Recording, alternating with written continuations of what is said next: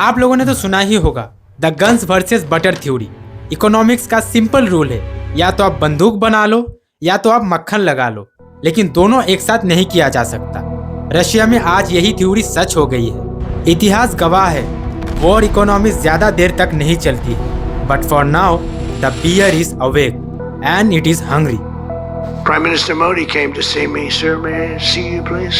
But he's not that happy with me because, they're paying a lot of tariffs now because they're not. India Russia से बड़ी मात्रा में तेल खरीद रही है, इसीलिए ट्रंप ने भारत की हर चीज पर 50% टैरिफ लगा दिया है। रशियन ऑयल पर भी ऑयल कैप लगा दिया है। सोचा भारत अगर रशिया से ऑयल खरीदना कम कर देगा तो रशिया की रेवेन्यू रुक जाएगी, लेकिन ऐसा नहीं हुआ। 2022 में दुनिया के बड़े बड़े इकोनॉमिस्ट ने कहा था कि रशिया खत्म हो जाएगा, रशिया की इकोनॉमी कोलैप्स हो जाएगी, रशिया की करेंसी गिर जाएगी और रशिया के लोग सड़कों पर आ जाएंगे। But the fast forward reality कुछ और ही है। The people of Cuba to have either economic or political freedom for that matter. And I don't know if you know, Peter, the last month they lost 31,000 people, many of them Russian soldiers, and the Russian economy is doing poorly. I think we're going to end up. Russia सिर्फ survive ही नहीं कर रहा, Russia grow भी कर रहा है। जिस देश पर दुनिया के सबसे ज्यादा सैंक्शंस लगे हैं, 5000 से भी ज्यादा रिस्ट्रिक्शंस, वो देश आज भी अपने आर्मी के लिए बिलियंस खर्च कर रहा है।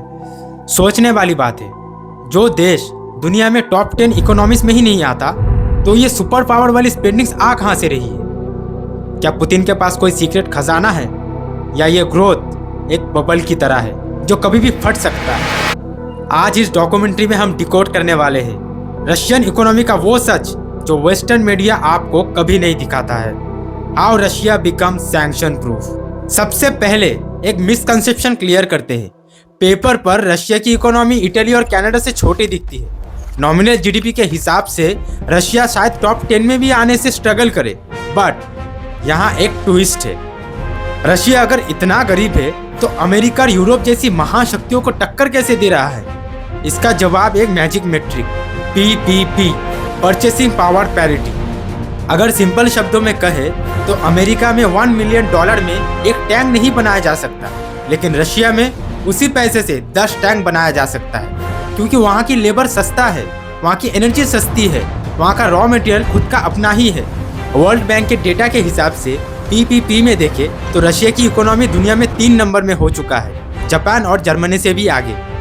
तो आप लोग जब न्यूज़ सुनते हो कि रशिया की इकोनॉमी छोटी है, याद रखिएगा उनका परचेसिंग पावर मैसिव है। यही रीज़न है कि उनका एक मैसिव डिफेंस बजट मैनेज हो पा रहा है बिना बैंकरप्ट हुए।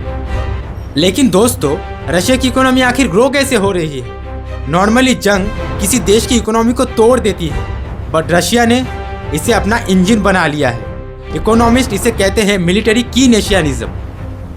क्या आप लोग बिलीव करोगे, रशिया खुद ही जंग को अपना बिजनेस बना लिया है।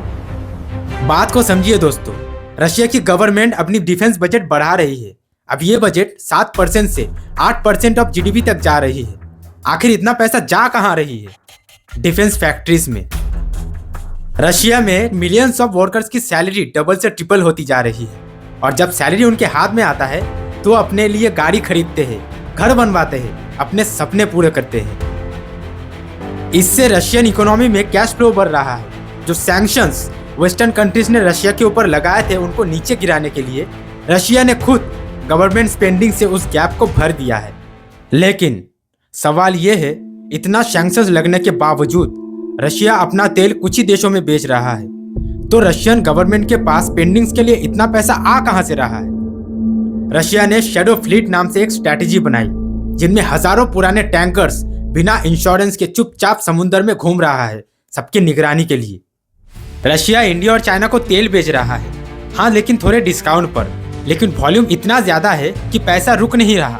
रिपोर्ट्स के मुताबिक 2024 और 2025 में रशिया के ऑयल रेवेन्यू सैंक्शंस के बावजूद स्ट्रांग रहा। सिर्फ ऑयल नहीं, रशिया अपनी इकोनॉमी को डी-डॉलराइज कर दिया है। अब रशिया का मैक्सिमम ट्रेड चाइनीज युआन और रूबेल में हो रहा है। डॉलर का डर अब धीरे धीरे कम होता जा रहा है। रशिया की स्ट्रैटेजी को कहते हैं द फोर्ट्रेस रशिया। उन्होंने सालों से अपना नेशनल वेल्थ फंड भरा था ताकि बुरे वक्त में काम आ पाए, और धीरे धीरे वही हो रहा है। अब तक सब अच्छा लग रहा था, पावर, मनी, ग्रोथ, लेकिन ग्राउंड रियलिटी कुछ अलग है। रशियन पब्लिक इसके बारे में क्या सोच रहा है? रशिया की जीडीपी ऊपर जा रही है, लेकिन क्या लोगों की जिंदगी बेहतर हो रही है? सबसे बड़ा प्रॉब्लम है इन्फ्लेशन, महंगाई। रशिया की सरकार इतना नोट प्रिंट करती है, लोगों की सैलरी बढ़ाती है, तो चीजें पहले से भी ज्यादा महंगा हो गया है। रशिया में इंटरेस्ट रेट 21% तक पहुंच गया है। मान लीजिए रशिया में आपको होम लोन लेना है, तो इंटरेस्ट रेट सुन के आपको हार्ट अटैक आ जाएगा। एक रशियन का सबसे बड़ा सपना सिर्फ ग्लोबल सुपर पावर बनना ही नहीं, उनका सपना है स्टेबिलिटी, वॉर खत्म हो और प्राइस कंट्रोल में आए। एक सर्वे के हिसाब से रशियन पब्लिक अभी अडॉप्ट कर रहा है। उन्हें लगता है कि वेस्टर्न कंट्रीज उन्हें खत्म करना चाहता है, जो कि सही भी है। इसीलिए रशिया के लोग पुतिन के साथ खड़े हैं, चाहे महंगाई कितना भी बढ़ जाए। लेकिन अब सवाल यह है, क्या रशिया ये स्पेंडिंग्स 5 साल और मेंटेन कर पाएगा या नहीं, या ये इंजन हीट होकर ब्लास्ट हो जाएगा? क्योंकि रशिया में ऑयल रेवेन्यू और डोमेस्टिक टैक्सेस अभी भी चल रहा है, क्योंकि रशिया ने खुद को वेस्टर्न फाइनेंशियल सिस्टम से अलग कर दिया है, क्योंकि दुनिया डरती है कि रशिया ने यह दिखा दिया है सैंक्शंस बुलेट प्रूफ नहीं होता है। कुछ ही दिनों की बात है, 2024 और 2025 में रशिया पर बटर क्राइसिस आ गया था। बटर में 30% ज्यादा दाम बढ़ गया था। हालत ये था कि सुपरमार्केट्स ने मक्खन पर सिक्योरिटी टैक्स लगा दिया था ताकि मक्खन चोरी ना हो जाए। आखिर दुनिया के सबसे बड़े देश में बटर क्राइसिस कैसे आ गया? क्योंकि रशिया में दूध प्रोड्यूस करने वाले लोग ही नहीं बचे थे। रशियन गवर्नमेंट ने फैक्ट्री वर्कर्स, फार्मर्स, ड्राइवर्स सबको डबल से ट्रिपल सैलरी देके आर्मी में भर्ती कर लिया था, और नतीजा रशिया को भारत, चीन और टर्की जैसे देशों से मक्खन मंगवाना पड़ा। वो देश जो खुद को सेल्फ सफिशिएंट कहता था, आज मक्खन के लिए दूसरे देशों पर डिपेंड होना पड़ रहा है। दोस्तों, सिर्फ मक्खन ही नहीं, रशिया में आलू के दाम भी 50% बढ़ गया है। बात बिल्कुल सही है, जब सारा पैसा युद्ध में जाता है तो किचन ठंडी पड़ जाती है। अब बात करते हैं रशिया के नए दोस्त चाइना के बारे में। ऑन पेपर रशिया और चाइना की दोस्ती गहरी है, लेकिन रियलिटी में ये दोस्ती वन साइडेड है। 2025 में पहली बार रशिया और चाइना की ट्रेड गिर गई है, क्योंकि चाइना अब रशिया को अपना गैस स्टेशन समझने लगा है। आज रशिया में बिकने वाली 90% कार चाइनीज है। रशिया के लोग इनसे खुश नहीं हैं। चाइनीज माल की क्वालिटी, पार्ट्स की कमी और महंगी सर्विसिंग ने रशिया के लोगों को परेशान कर दिया है। पुतिन ने सोचा था वो अपने देश में डी-डॉलराइजेशन करवाने के बाद वेस्ट के देशों से आज़ाद हो जाएगा, लेकिन उन्होंने डॉलर की गुलामी छोड़कर चाइनीज युआन की गुलामी पकड़ ली। मान लीजिए शी जिनपिंग ने अगर फ़ोन उठाना बंद कर दिया तो रशियन फैक्ट्रीज में एक भी स्क्रू टाइट नहीं होगा। इसे कहते हैं वेसल स्टेट बनना। रशियन गवर्नमेंट सब्सिडीज देकर देश की मार्केट को जिंदा रखने की कोशिश कर रही है, लेकिन गवर्नमेंट खजाना भी इन्फिनिट नहीं है, कभी ना कभी खत्म तो हो ही जाएगा। आखिर किसी देश की इकोनॉमी का सबसे बड़ा रिसोर्स क्या होता है? ऑयल? गोल्ड? नहीं, सबसे बड़ा रिसोर्स होता है देश की जनता। आज रशिया में लोग धीरे धीरे खत्म हो रहे हैं। 1 मिलियन से भी ज्यादा यंग एजुकेटेड रशियंस देश छोड़कर भाग गए हैं। हजारों वॉर में मारे गए और लाखों घायल हुए पड़े हैं। इसे कहते हैं डेमोग्राफिक होल। आज रशिया में इंजीनियर्स नहीं मिल रहे, वेल्डर्स नहीं मिल रहे, आईटी प्रोफेशनल्स नहीं मिल रहे। रशिया में अनएम्प्लॉयमेंट रेट लो पर है। इसीलिए नहीं कि जॉब्स नहीं मिल रही, बल्कि इसीलिए कि काम करने वाले लोग ही नहीं हैं। किसी भी देश की इकोनॉमी बिना युवाओं के, बिना यूथ के कैसे चलेगी?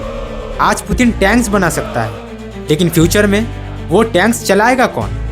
ये सवाल रशिया के फ्यूचर पर एक बड़ा क्वेश्चन मार्क उठाता है। रशिया की इकोनॉमी एक ज़ॉम्बी इकोनॉमी की तरह है। ये चल रहा है, दौड़ रहा है, लेकिन अंदर से खोखला होता जा रहा है। हाई प्राइस रेट, चाइना के ऊपर डिपेंडेंसी और लोगों की कमी, ये शायद शॉर्ट टर्म में रशिया सर्वाइव कर जाए, लेकिन क्या लॉन्ग टर्म में ये सब सर्वाइव कर पाएगा? तो दोस्तों, क्या रशिया इस ट्रैप से बाहर निकल पाएगा या यूएसएसआर की तरह कोलैप्स हो जाएगा?